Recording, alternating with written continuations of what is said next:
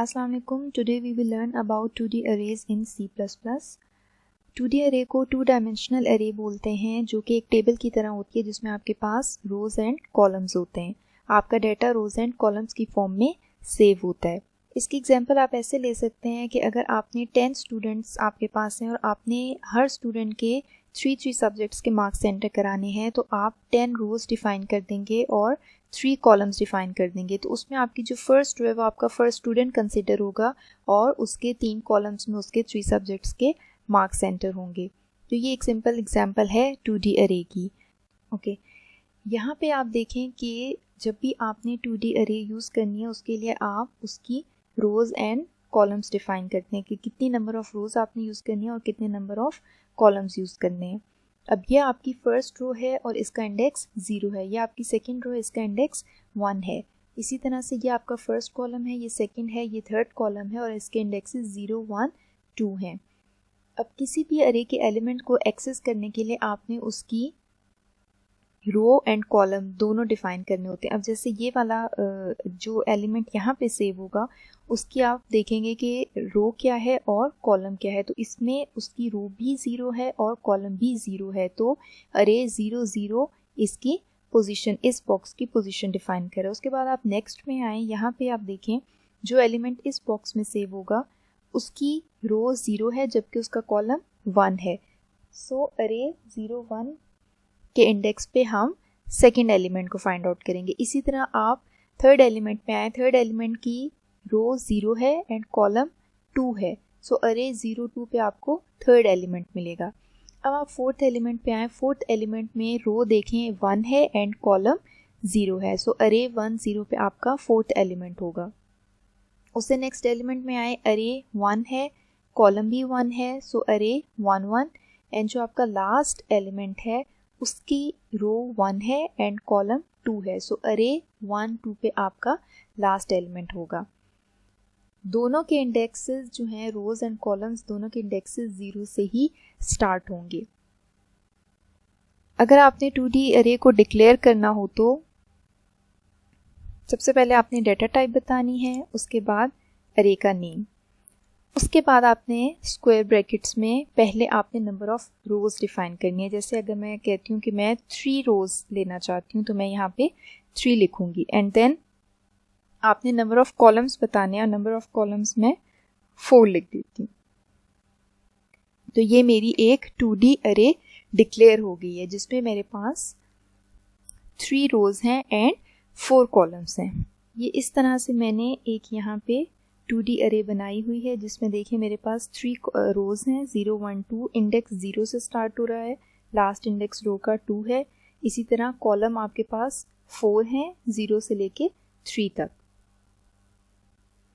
अच्छा, अब अगर आपने 2D अरे को इनिशियलाइज कराना हो तो आप इसको ऐसे भी डिक्लेरेशन के साथ ही इनिशियलाइज भी करा सकते हैं। अब मैं एक और 2D अरे लेती हूँ जिसमें मैं साइज 3 रोज एंड 2 कॉलम्स लेती हूँ। अब जब मैं इसको इनिशियलाइज कराऊंगी तो सबसे पहले आपकी कर्ली ब्रेसेस। अब उसके बाद देखें आपके पास यहाँ पे 3 रोज हैं तो आप यहाँ पे 3 सेट्स बना लें। ठीक है, एक ये सेट हो गया, कॉमा दूसरा सेट एंड थर्ड सेट। ये आपके पास 3 रोज हो गई हैं। ठीक है, अब आप इसके अंदर एलिमेंट्स डिफाइन करें।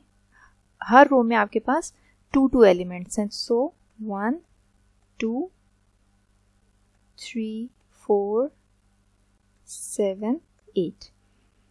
इस तरह से आप 2D अरे को इनिशियलाइज करा सकते हैं। एक आपने आउटर जो है ये ब्रेसेस लगानी है, उसके अंदर आपने जितनी आपके पास नंबर ऑफ रोज हैं उतने आपने सेट्स बना के ब्रेसेस के और उनके अंदर आपने उतने एलिमेंट्स लिखने जितने आपने कॉलम्स डिफाइन किए हैं।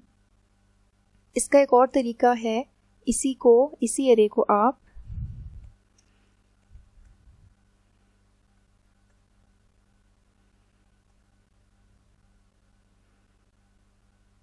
इस तरह से भी इनिशियलाइज करा सकते हैं।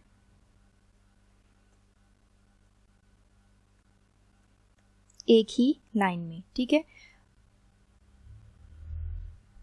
वो खुद ही आइडेंटिफाई कर लेगा कि इसके जो है वो हर रो में 2 एलिमेंट्स हैं, सो वो फर्स्ट 2 को फर्स्ट रो में कर लेगा, नेक्स्ट 2 एलिमेंट्स को सेकंड रो में ले लेगा और उससे नेक्स्ट 2 एलिमेंट्स को थर्ड रो में कंसीडर कर लेगा। सो ये इन दोनों तरीक़ों से आप जो है वो अरे को इनिशियलाइज करा सकते हैं। इस वाले मेथड से ये है कि रीडेबल ज़्यादा है, आपको आइडिया क्लियर हो जाता है कि कितनी रोज़ हैं एंड कितने कॉलम्स हैं।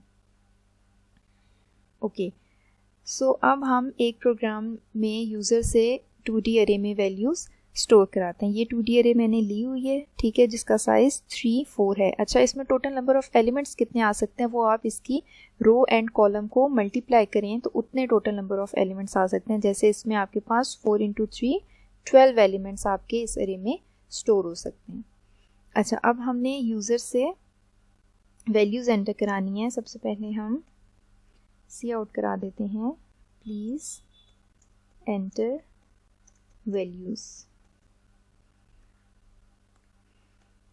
Now loop. अच्छा, इसमें आपके पास नेस्टेड लूप होता है क्योंकि आपके पास रोज़ भी हैं एंड कॉलम भी है। तो जो आपका आउटर लूप होता है वो आप रोज़ के लिए लगाते हैं।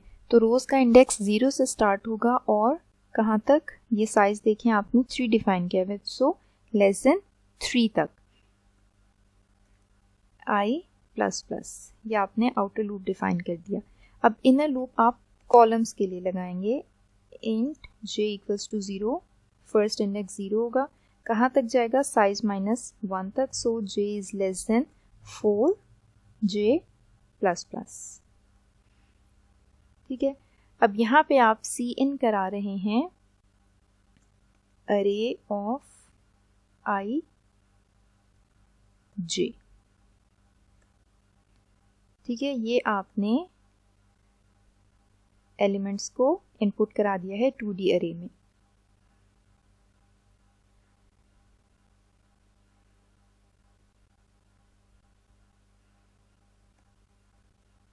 ओके, सो अब एलिमेंट्स को हम आउटपुट कराते हैं। फॉर इंट k = 0, कहाँ तक चलेगा, रोज के लास्ट इंडेक्स तक, सो k is less than 3 k++। Okay, so inner loop जो है वो इंट l = 0, फर्स्ट इंडेक्स से शुरू करते हैं, कहाँ तक हमने लेके जाना है, कॉलम का साइज -1 तक, सो कॉलम हमारे पास है 4 लेस देन 4 l++। इसके अंदर आप सी आउट करा दें अरे फर्स्ट रो का इंडेक्स एंड देन कॉलम का इंडेक्स, और हम बीच में स्पेस भी प्रिंट करा देते हैं। अच्छा, अब आप बिल्कुल एक मैट्रिक्स की फॉर्म में अगर प्रिंट कराना चाह रहे हैं तो आप आउटर लूप में नेक्स्ट लाइन में चले जाएंगे। ओके, सो इस प्रोग्राम को रन करके देख, प्लीज़ एंटर वैल्यूज़। अब हम वैल्यूज़ एंटर करना शुरू करते हैं। 1 2 3, कोई भी रैंडम वैल्यूज़ एंटर कर दें। 4 5 6 7 8 9 10 11 12। अब ये देखें, टोटल 12 वैल्यूज़ इसने एंटर कराई हैं और वो आपके इस तरह से डिस्प्ले हुई हैं, ठीक है। ये आपके पास 3 रोज़ हैं, ये आपके पास 3 रोज़ हैं और साथ में ये आपके पास 4 कॉलम्स हैं। सो एक एक इंडेक्स पे जाके उसने वैल्यूज़ को स्टोर करा दिए। इसका ड्राई रन करके देखते हैं।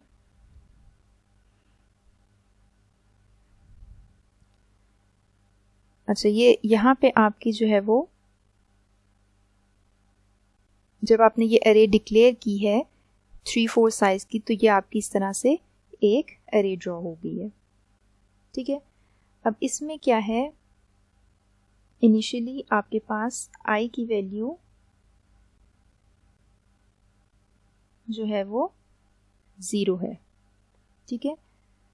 i की वैल्यू 0 है। नेक्स्ट j की वैल्यू क्या है आपके पास, j